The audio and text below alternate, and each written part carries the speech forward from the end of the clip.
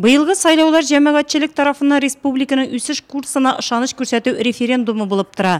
Районның барлык 60 сайлау участогында да иртәнге сәгать 7-дә үк сайлаулар башланды. Нурлат гимназиясендә урнашкан 23-34 сайлау участогында беренче сәгатьләрдә үк зур активлык сизелде. Выборы проходят в штатном режиме. Участковая комиссия работает в полном составе. У нас есть впервые голосующие избиратели. Их всего по участку 35. Досрочно у нас проголосовало 57 избирателей. 2 сәгатьтән әлеге сайлау участогында сайларга тиешле 2709 кешенең 9% тавыш бирергә өлгергән иде инде. Ярты сәгатьтә әлеге сан 14-кә җитте. Гимназиядә үк урнашкан 23-32 сайлау участогына да иртән иртү халык агылды.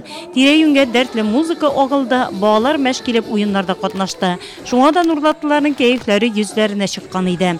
Район һәм шәһәр башлыгы Равил Кузюров 23-34 төньяк сайлау участогы сайлаучылары исемлегендә иде.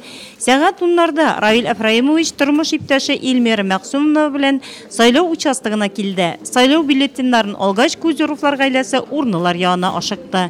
Бүген без бик шатланып килдек бу сайларга.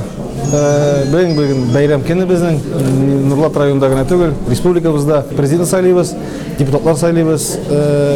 Без бу көнгә безнең үзебезнең Нурлат командасы белән безнең үзебезнең бөтенебезнең население белән яхшы багаж белән килдек, бик зур эшләр эшләп килдек.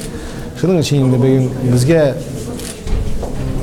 бик шундый шатландыра торган икән. Күренеп тора бит, халык бик актив, иртәнге бердән мотор итеп киләләр, сайлап китәләр.